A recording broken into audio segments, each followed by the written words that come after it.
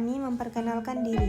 Yang pertama ada Dina Aulia dengan NPM 20051606166. Yang kedua ada Windria Yustika Sahri Gunawan dengan NPM 200516187.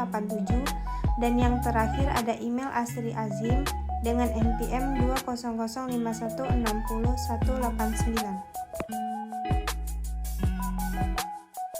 PT Taspen Persero adalah suatu badan usaha milik negara atau BUMN yang bergerak di bidang asuransi yang meliputi tabungan hari tua atau THT dan dana pensiun pegawai negeri sipil, serta program asuransi sosial yaitu program jaminan kecelakaan kerja atau JKK dan jaminan kematian atau JMK.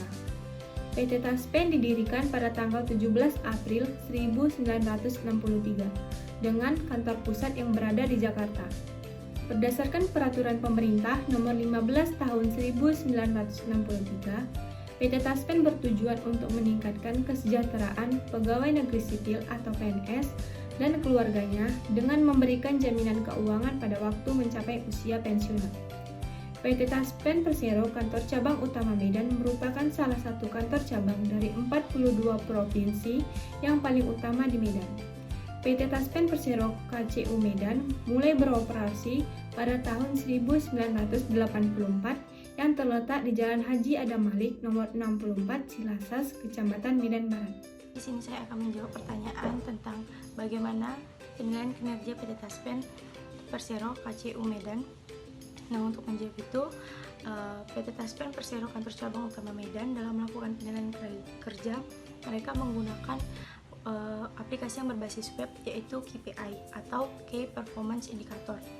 Dengan menggunakan aplikasi PMS yang memiliki kepanjangan Performance Management System yang berbasis web, setiap masing-masing bagian dari staf memiliki user dan passwordnya sendiri sehingga mereka bisa melihat secara transparan hasil dari penilaian kinerja mereka. Dilihat dari hasil audit penilaian kinerja yang telah kami lakukan, terdapat beberapa kesimpulan yang dilihat dari kondisi, kriteria, sebab, akibat. Yang pertama itu adalah kondisi. Di setiap tahun terdapat penilaian melalui KPI Key Performance Indicator yang dipegang oleh salah satu staf.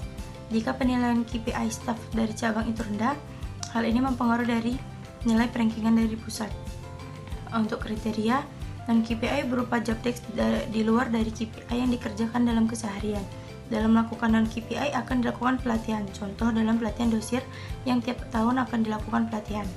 Untuk penyebab yang pertama, ada hasil yang penilaian yang dari cabang merupakan hasil evaluasi dari kantor pusat. Hasil inputan KPI akan menentukan nilai yang diberikan oleh kantor pusat. Akibat yang pertama yaitu jika nilai KPI yang diberikan oleh kantor pusat rendah, maka hal ini berpengaruh terhadap nilai KPI dari staf yang memiliki tanggung jawab atas KPI dari kantor cabang. Untuk kondisi yang kedua, penilaian KPI memiliki subbobot yang berjumlah 4 yang setara dengan 100 dan memiliki nilai yang baik.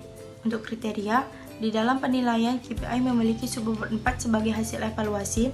Untuk mendapatkan subbobot 4, pegawai harus melakukan dan memenuhi tanggung jawab yang sudah ditetapkan. Penyebab yang kedua, indikator yang menyebabkan tidak terpenuhinya subbobot nilai yang ditetapkan. Hal ini hanya dari pihak kantor pusat yang mengetahui indikator penilaian tersebut. Untuk akibat yang kedua, jika penilaian di bawah subbobot 4, rank yang diterima oleh PT Taspen Persero KCU Medan akan rendah dan juga berpengaruh terhadap individu karyawan sendiri. Untuk kondisi ketiga, penilaian kinerja PT Taspen Persero KCU Medan menggunakan aplikasi PMS yang dimana setiap karyawan memiliki user dan passwordnya masing-masing. Kriteria ketiga, untuk memenuhi nilai KPI, setiap pegawai memiliki akun KPI masing-masing. Penilaian KPI berbeda dengan penilaian yang ada di kantor pusat. Dengan hal ini sesuai dengan aturan yang berlaku. Penyebab yang ketiga, di mana dalam penggunaan aplikasi tersebut belum stabil di saat proses pengumpulan data yang menghambat dalam proses laporan kinerja karyawan. Hal ini biasanya terjadi di dalam keseharian atau laporan harian. Untuk akibat yang ketiga, berakibat karyawan terlambat dalam pengumpulan laporan kinerja harian dan ini dapat berdampak pada hasil KPI dari masing-masing karyawan tersebut. Untuk Untuk kondisi yang keempat, di setiap cabang akan memiliki target dan di setiap tahun ditetapkan oleh kantor pusat. Jika tidak tercapai, maka hasil tersebut akan menjadi evaluasi oleh branch manager di setiap kantor cabang. Untuk kriteria yang keempat, penilaian KPI di cabang sesuai dengan divisi masing-masing. Di cabang Medan terdapat 3 divisi, yaitu pelayanan, keuangan, dan umum atau SDM. Untuk penyebab yang keempat, di situ ada penyebab tidak tercapainya target subobat nilai yang disebabkan adanya beberapa kinerja yang tidak terpenuhi atau tidak mencapai target. Akibatnya, dari hasil evaluasi branch manager terkait penilaian yang mengalami penurunan secara terus-menerus, maka akan diberikan sanksi berupa peringatan 1 yang diberikan oleh branch manager kepada staf yang bersangkutan sebagai bentuk sanksi.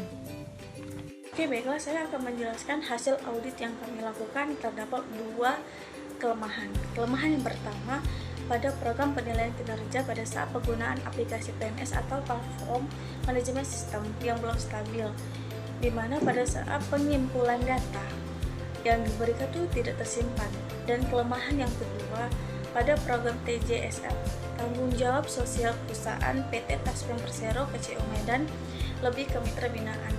Kalau nilai KPI itu rendah, maka dia agak susah untuk penagihan utangnya. Dari hasil kelemahan tersebut, kami akan memberikan 4 rekomendasi. Yang pertama yang kami lakukan itu keputusan untuk melakukan perbaikan atas kelemahan ini sepenuhnya ada pada manajemen. Jika kelemahan ini tidak diperbaiki, maka kami akan khawatir akan berdampak buruk pada program penilaian kinerja di masa yang akan datang. Rekomendasi yang kedua yang kami lakukan, perusahaan perlu memperhatikan sistem program pada TJSL agar tidak terjadi hal-hal yang merugikan seperti nilai KPI yang rendah. Yang ketiga, langkah selanjutnya yang kami rekomendasikan itu harus melakukan perbaikan untuk meningkatkan kualitas dan konsistensi program TJSL agar karyawan tidak buruk di masa yang akan datang. Rekomendasi yang keempat yang kami lakukan adalah perusahaan perlu mengimplementasikan sistem yang terstruktur untuk memantau kinerja karyawan dan mengevaluasi kinerja karyawan. Terima kasih.